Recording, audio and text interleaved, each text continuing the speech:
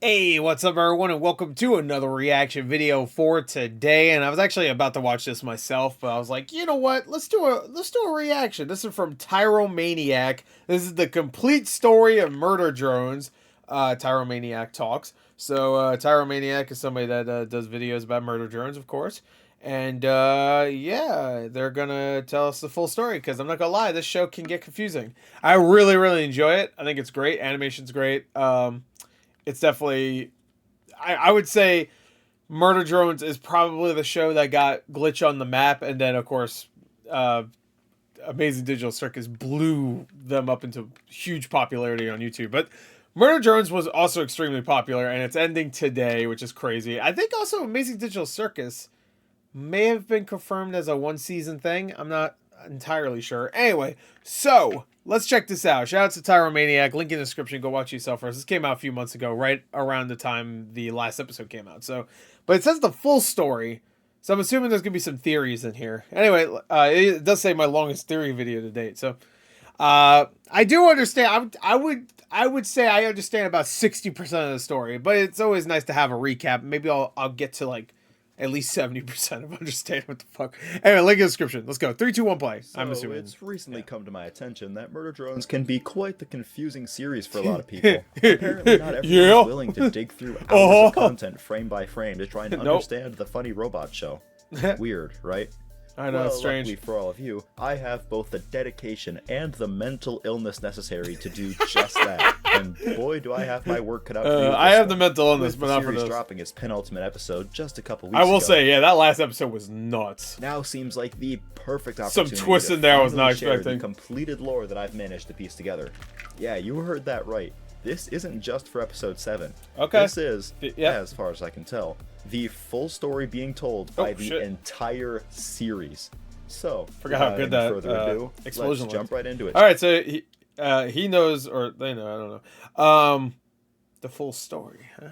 As far as he so anyways, what's up my guys and gals, it's your boy Tyromaniac, back with another Smoking Hot video, and today I'm talking about the complete story of Murder Drones. So far. Tentacles, of course. Gotta have tentacles. As always, the link is in the description for you to go watch Murder Drones for yourself. And honestly, link in the description for this video too. All I'm gonna say go watch is that yourself. You have to experience the pure insane. I'm not gonna lie, I'm having like an issue right now with some freaking jackass on eBay right now. Hold on. God damn it! No! Stop it right now. That's it. What? I reached my limit. What are you talking about? Reach my limit? They're the ones who sent me the. You know what? Never mind. Insanity of this series for yourself before you're ready for Tyromaniac's Wet and Wild ride. Oh. Now then, I know slippery, it's standard wet, wild, practice to gushing. back up your claims with a source and all that junk. But if you look at the timestamp at the bottom source of that the made it screen, the fuck up, then I think you'll agree that this video is going to be long enough already.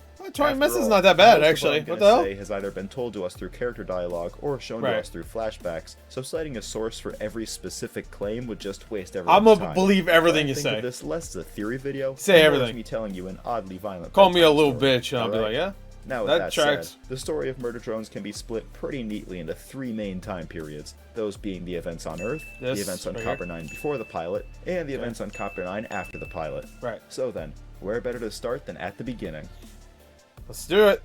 Yeah, because this is where I was starting to get really confused. I'm not gonna lie. I really enjoyed the episode, but my brain was like, I don't know, I have what? Our story begins somewhere on Earth with an interstellar company named J.C. Jensen. Hey, I have I forgot. I got this. It's a pen. I forgot it was like right there the entire time. For creating autonomous robots called worker drones. These drones were basically treated like slaves, doing anything from domestic service to manual labor, until their human masters decided they weren't worth keeping around anymore. Then it was straight to the landfill. Typical humans versus robots stuff, but with one small difference. You see, J.C. Jensen had carefully created an entire procedure laying out in exact detail how to properly disassemble an unwanted drone, a procedure that went ignored by basically everyone. Unfortunately for all of creation, it wouldn't be long before humanity figured out why J.C. Jensen put so much effort into making said procedure, and it all started with a discarded drone named Sin. After being improperly disassembled and tossed aside like so many of the other worker drones, Sin's AI had been so badly damaged that it somehow managed to remain active even after Sin herself was long dead.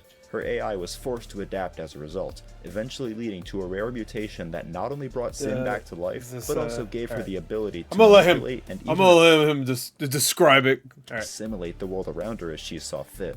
The name of this mutation? The Absolute Solver. Absolute Solver. Back from the dead. I was gonna say that, but then I was like, I don't want to be wrong. And thirsty for revenge against humanity, it wasn't long before Sin was discovered and rescued from the trash heap. Her savior was a young girl named Tessa Elliott, who had made a hobby out of adopting and fixing broken drones. Not realizing just how monumental of a mistake she was making, Tessa took Sin back to the Elliott's family manor with the hope of fixing her too, completely unaware of the eldritch horror she had just brought home.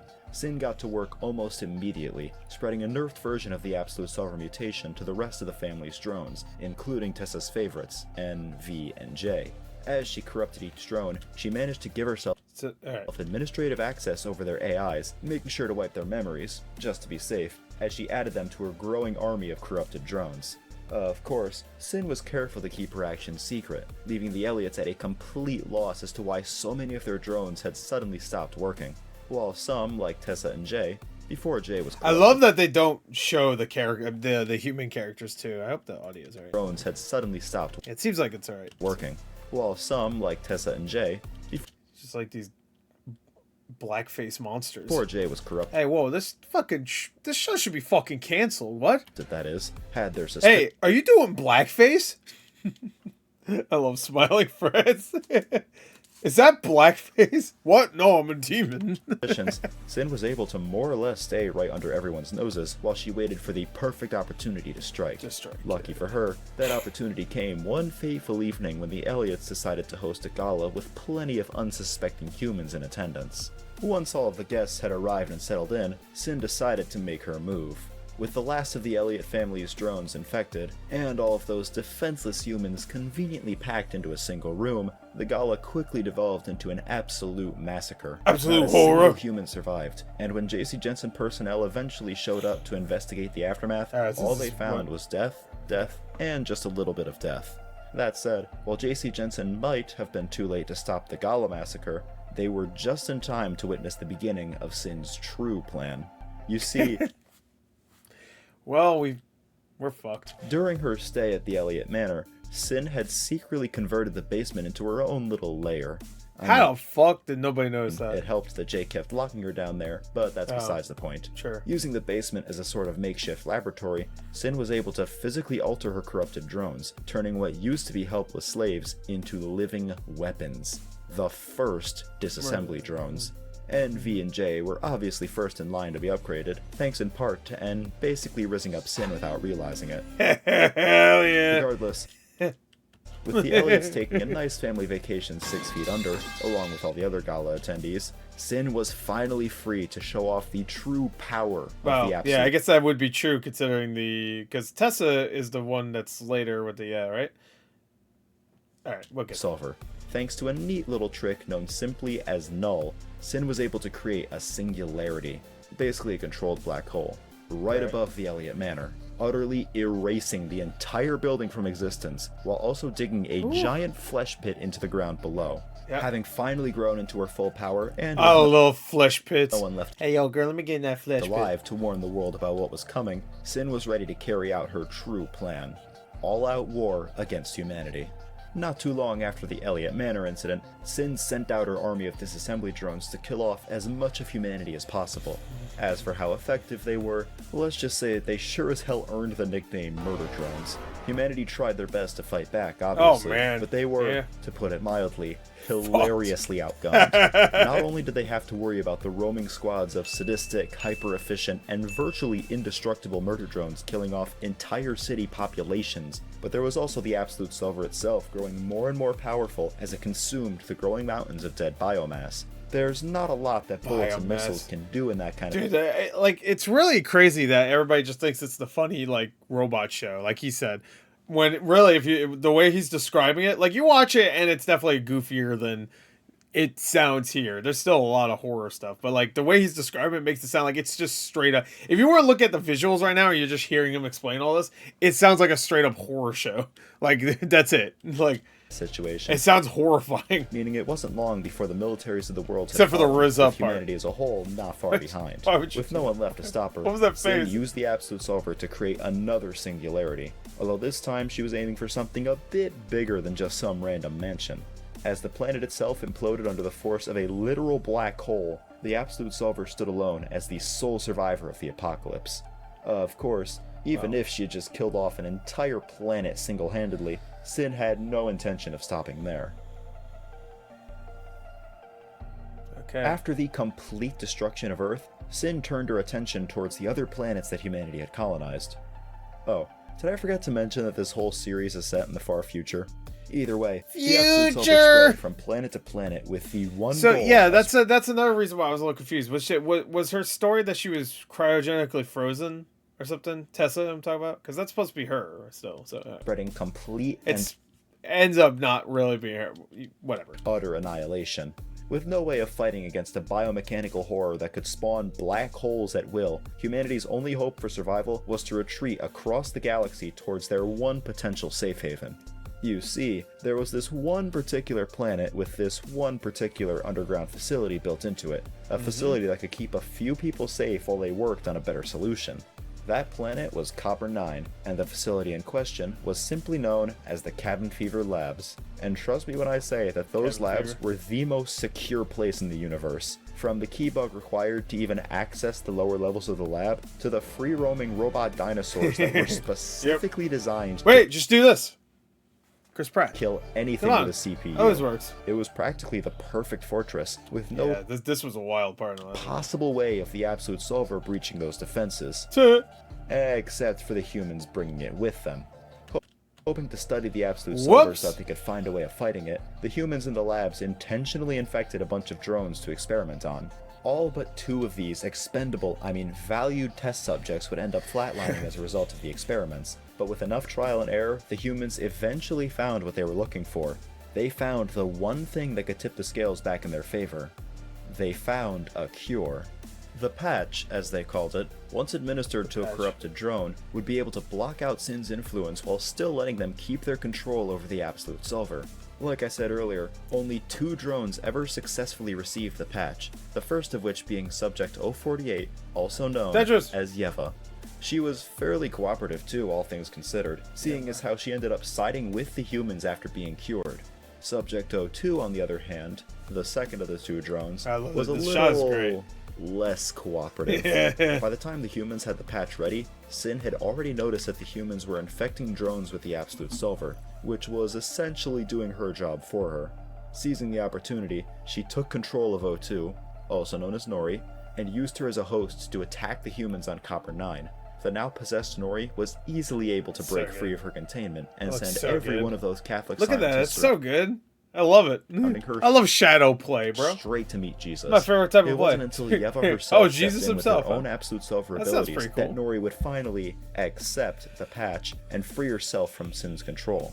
In the end, the mission was a complete success. Except the patch right into her fucking nose. Well, aside from all the dead scientists, with the patch finally giving humanity a way of fighting back against the Absolute Solver. Except for one small problem. Just before the patch was able to fully kick her out, Sin used the last of her control over Nori to create a new singularity. It wasn't powerful enough to completely destroy Copper-9, but it was powerful enough to trigger a collapse in the planet's core, leading to the extermination of all biological life on the planet. The fucking... Well, all biological life except for dogs, that is, since it is officially canon in the Murder Drones universe that all dogs were both evacuated off Copper-9 Evacuate all dogs, just in case something bad happens, I don't know. and made immortal thanks How about the cats? to science. Just the dogs, though. They're also immortal. So, every last unsuspecting human was still wiped out by the explosion. That fits. Fortunately for I think I remember reading that when I saw that in that episode. all the non-biological life, think it was funny. no humans to keep them enslaved meant that every worker drone on the planet was now free to live their lives however they wanted. For Nori and Yeva, this meant that once they escaped from the Cabin Fever labs... Wait! Bring the dogs over and have a horde of dogs. They're immortal. The fuck? They were able to put all of it behind them and live out the rest of their lives as if nothing had ever happened. They were even able to have children, despite all of the weird logistical questions. Yeah, don't question it. It's easier that way. Yeah. So, looked like Astrobot. Yeah. After generations of living under human oppression, things were finally looking up for the worker drones. It's just such a shame that they had to live on the planet where the series takes place, with no suitable hosts left to possess, and knowing that humanity just found a way to actually threaten her, Sin gave up on her original plan and skipped straight to sending the murder drones. The minute they touched down on the planet, they spread out like a swarm of locusts to fulfill their mission of turning I like how we're now at technically the beginning of the show now. The convention into a checklist. Stuff. Sounds simple enough, but there were a few things happening in the shadows that made things more complicated. Because this story has just been so easy to understand so far. I totally understand it. See, as the murder drones went about divorcing heads from bodies, especially N, V, and J, they were under the impression that they were following J.C. Jensen's orders, not Sin's. Remember earlier when I mentioned that the murder drones had their original memories wiped? Well, it turns out that those deleted memories had also been replaced with false ones.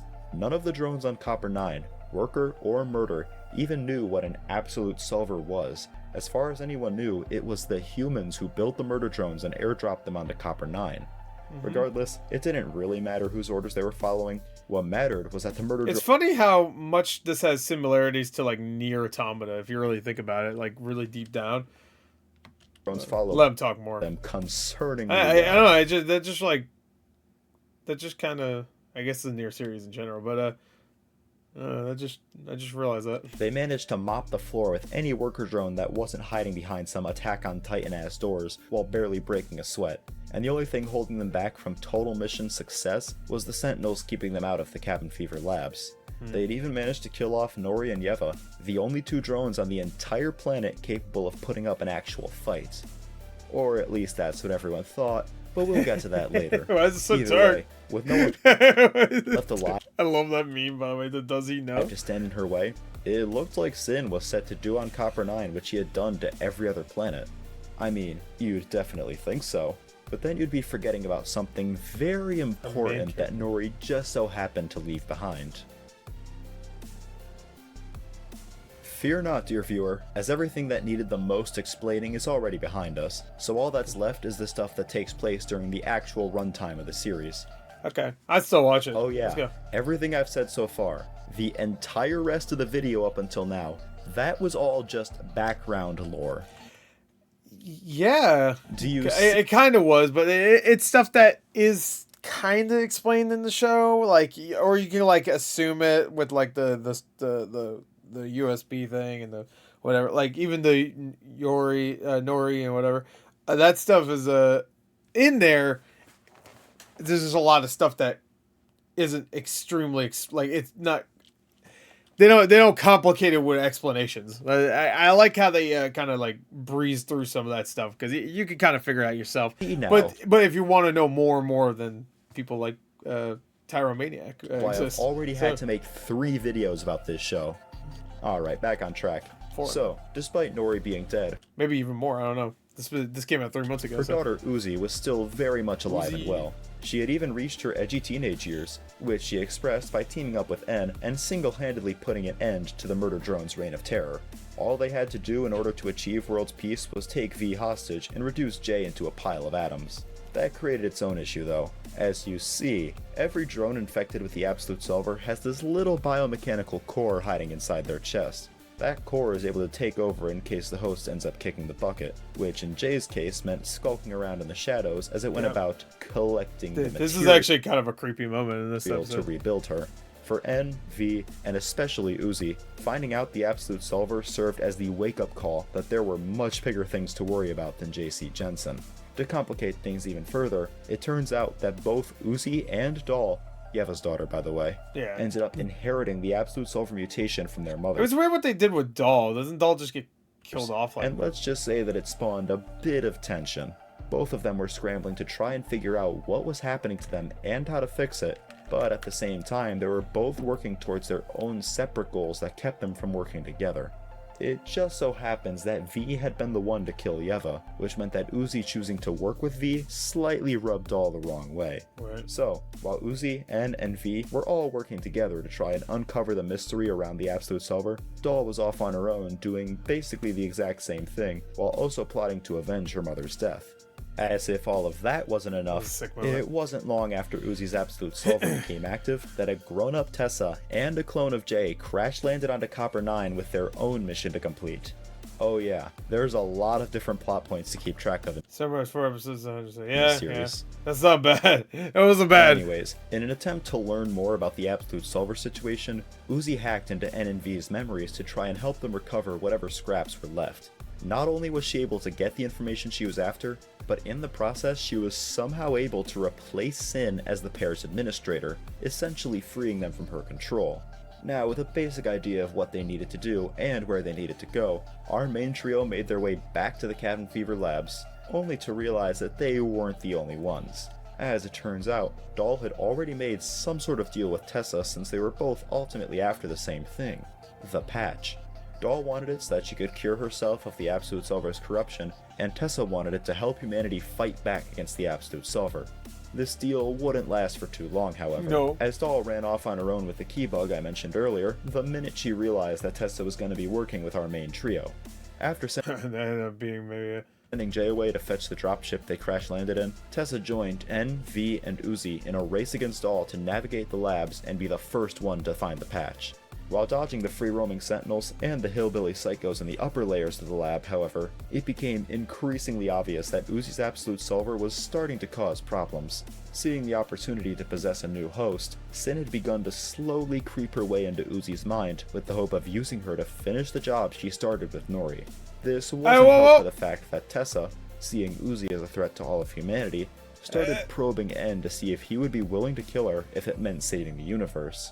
This, alongside everything else I previously mentioned, I'm like getting into the story as he's explaining it. all came to a head after one final plot twist from Doll managed to get V killed by the Sentinels. Just barely able to escape with their lives, our surviving cast... Does Doll does die also, right? And we're losing it. Oh, now I need to look. Yeah, I'm about to say. Yeah, her death was like very wasn't so very like just like it was like what? It's like whoa. Or am I don't know. My brain doesn't work. I'm sorry. Hold on. Oh my god, what's happening? Are we good? Okay. I was having a hard time closing that tab for some reason. All right, let's go. The characters were finally able to reach the bottom layers of the lab, bringing us at long last to the events of episode 7. Oh yeah. This was all episode 7 video, in case you forgot. Yeah. If you've seen it already, which you should have. Yeah, I have. I've seen it twice, actually. I watched someone's reaction after. Then you already know how the rest of the story... While I was doing our stuff, I was like, I saw a reaction in the suggestions. I was like, I put it on. Story plays out. They also had no idea what was going on. So there's another twist. After finding out that Tessa had been plotting to kill her, Uzi freaked out and made a run for it, leaving N and Tessa to split apart as well. After calming down a little, Uzi wandered her way into the church where the experiments with Nori had taken place, finally learning the truth about her mother and herself in the process. Tessa, meanwhile, had started acting a little... weird. Sus. Not only had she started talking all vague and cryptic-like, but there was also her brief run-in with Doll that would end up being the last time we saw Doll alive. Yeah. Lastly, we have N, who ended up finding and teaming up with Nori so that they could use the patch and save Uzi. Oh yeah, that Nori. You see, while the murder drones might have been able to kill off Nori's original body, they made the crucial mistake of leaving the core in her chest untouched. That core essentially became Nori's new body, which she used to make her way back to the Cabin Fever labs and continue the fight against the Absolute Solver. Once Nori showed him the patch, however, N realized that Tessa had been lying to him about needing to kill Uzi in order to save the universe. Realizing what this meant, N finally turned on and even killed Tessa in an attempt to save Uzi, only to realize that he was already too late. Sin had finally taken full control over Uzi's body, using her to destroy the patch and kick off a final showdown against N and Nori. N was able to help Uzi regain control of herself using the literal power of love, though at the cost of Nori being drop-kicked down a giant flesh pit.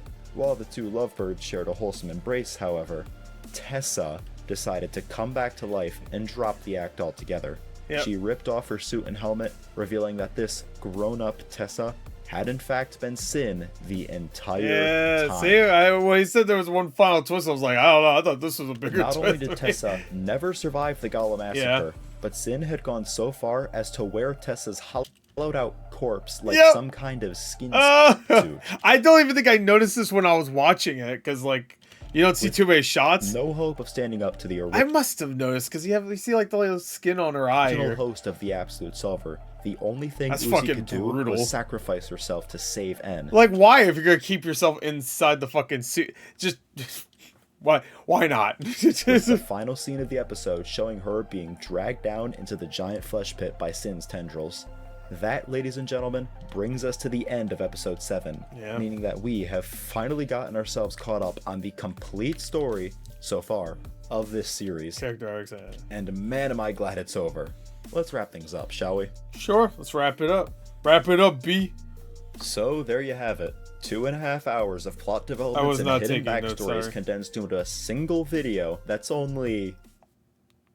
Oh, that's not bad. Yeah. Now you're starting to understand. 20 minutes to explain all that was pretty good. And why I didn't include. And that was a very well done recap there. Obviously, like you said, skipped some stuff, but that's fine. Any of the that really helps, evidence, right? So I appreciate if that. If I did, then this video probably would have taken another month to make, and probably would have been about. What did I say? If I did, then this video probably would have taken another month to make.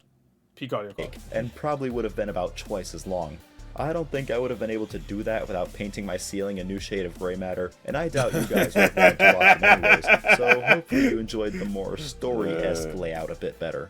Anyways, I am officially exhausted both mentally and physically, so I think that's it for this video. So remember to light up that like button, smoke that subscribe button, drop a big old comment, check out some of the videos on the left, and I will see you guys in the next video. Oh yeah, that was great. Oh yeah. Show this part. Yeah, this is a fun little part. Yeah, I like that. Liam, you son of a bitch. Liam, oh, what's his last name now? Shit. The head, the I guess what director? Liam Vickers, right? That's his last name, right? That sounds right. And now I'm making sure. Yeah, there you go. Anyway, Liam, you son of a bitch. Anyway, there you go. That's it. So, shoutouts to Tyromaniac. I thought that was great. Yeah. So, as of right now, it's 2 hours before the last episode airs. I'll probably wait until it's already went up before I react to it, because every time I watch anything glitch while it's premiering, funny enough, it does glitch. No, it really does, which is annoying. I don't know why that happens. Every time I watch anything else that's a premiere, it doesn't. But for some reason, whenever I watch like Amazing Digital Circus or Murder Drones, like the first well, actually, Murder Drones I don't think I've had that problem. But both times I watch Amazing Digital Circus, I had an issue where like literally the first 5 seconds will play and then it'll just skip ahead or something like that. I think. I remember I had some issues. No, it wasn't the first 5 seconds. It was the second episode. It was 8 minutes in and then skipped ahead. And I was like, what? So I had to edit it. So I was like, all right, screw it. I'll just wait until it airs so I don't have to worry about that. I want to say it happened with Murder Drones. Maybe? I don't know now. Now I'm thinking about it. I don't know. I think I just wait until Murder Drones is aired already. Whatever. Anyway, so there you go. That's the complete story of Murder Drones. Well, he didn't really discuss... Wait, I thought he said the full story. So he didn't really... I mean, he described a lot of the backstory and stuff, but he didn't explain what he thinks will happen at the end. I thought that's what was going to happen. Nazi is officially hanging out. What? Because Ed and Uzi, I get it. I love trying to comprehend the funny robot show. It may have been 35 days. The thing that I just realized is episode 7 starts right after episode 6 ends, so that means N lost V and Uzi within a few hours. Well, I don't think Uzi's dead, but all right. Doesn't it end with that shot of her floating or whatever? Isn't it the thumbnail of the trailer or something like that? So I don't know if she's exactly dead, but all right. I don't know. I can hear the struggle it takes not to say. That's what I said. A little weird. I said it. Don't worry. Actually, sending the AS are two different beings. The AS is sentient. The absolute solver, I guess I could just say as, is sentient and self-aware virus that took Sin as its very first host. Didn't he say that? I could swear he said that. But they're like one and the same now. Just like how the AS tried to take control of Nori, Yeezus, and Uzi and all. V probably dead, maybe, not sure. Okay, yeah, no, but she's dead. Jay having a stand up, but yeah, they'll probably. Yeah, Jay hasn't really been a big part of this story, really. And thrown outside of church. Okay, Uzi in space. I guess that's where she is. Nori also in space. Okay, Doll. She's spaghetti. I don't know. These weak arms are heavy. Sin Tessa eating the planet from the inside out. Turn a Geneva Convention into a checklist. Yeah, that was pretty good. We are so unbelievably bad with his longest theory video. Yeah, 20 minutes is not bad, though, for a fucking theory video that's covering 7 episodes at least. I don't know. I've seen ones that, like, pretty much say the same amount of stuff, but are, like, double the length. So, anyway, that's it. Hope you enjoyed. Like, till next time. I'll see you guys later. Goodbye.